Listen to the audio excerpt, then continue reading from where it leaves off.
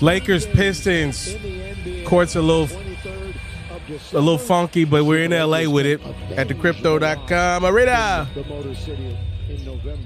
Dear's apologies to everybody. I will be traveling over the upcoming days here, so highlights will be up and down, but we'll get to it for sure. What up, y'all? I'm yours truly. I'm the one and only. I'm Pharaoh.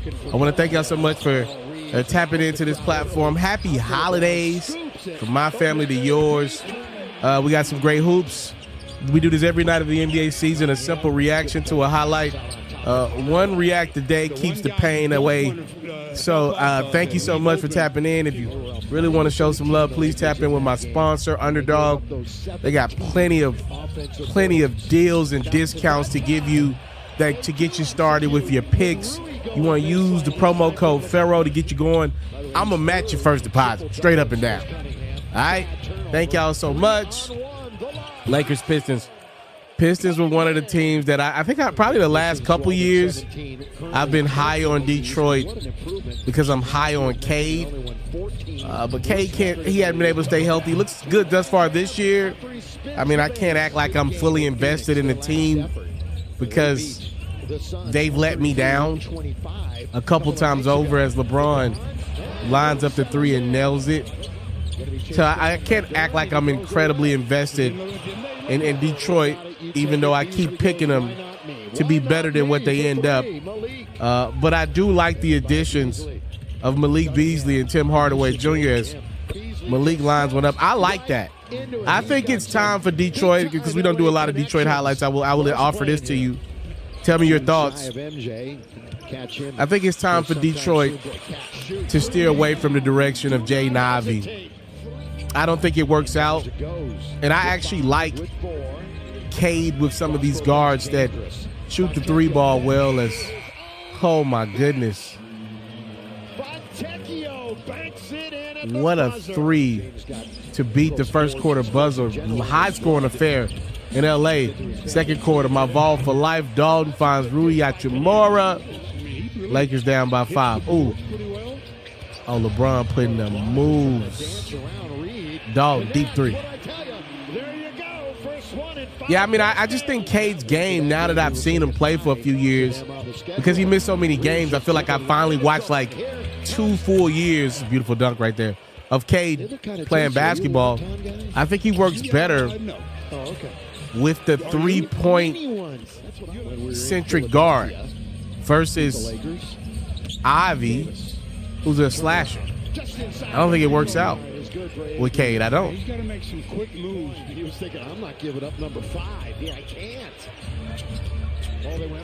Jalen Duran, one of my favorite guys in the league. Playing a little two-man game. They're going to bring it on down now, facing the basket is Harris. He liked that matchup. A big block. He came over to swat it away. This Lakers team, by the way, they've been up and down. They've had a few big wins, but, I mean, they're about 500. Pretty much that's what they've been all year, about a 500 team. They've had their struggles on the road. I mean, everybody's still giving LeBron their best night in, night out. I mean, I'm just not, as the Lakers take the 1-point lead, I mean, honestly, I'm not going to go too hard on my Lakers because if we're being completely transparent, there's no team in the West I feel great about. The Oklahoma City Thunder are probably going to win the West by 6 games. 6, probably more than that, hell. Other than that, though, I mean, everybody's been up and down in the West. There's no team you can 100% certainly say, I like their path to get out of the Western Conference. Because it's all going to depend on matchups, right? Maybe when the playoffs gets around, you're able to say, okay, like Dallas last year, I like the Lakers' path. They can beat these teams. They can be, like that's a good matchup for them if they can afford the Nuggets or something like that. But outside of that, I mean, you can't tell me without, at this point in the season, as Reddish and Beasley both beat the buzzers, Malik just stays right there. He doesn't even move. Right now, though, there's no team in the West that you can say no matter who they play, and as Cade throws it down, they're going to be all right in the playoffs. We can't say that right now. Everybody's flawed. There are no teams in the Western Conference that are unflawed, if that's even a word, flawless. None. There's not one single team in the West this year as Christie knocks it down. And by the way, outside of the Clippers with Kawhi, pretty much everybody's healthy. Generally speaking, some guys dealing with some nicked up injuries. It's a nice looking shot there. But there's no team that's dealing with serious injuries in the West for the most part, and which means that you kind of are what you are at this point, right? Like, we'll see who can get their groove as Gabe Vincent nails the three.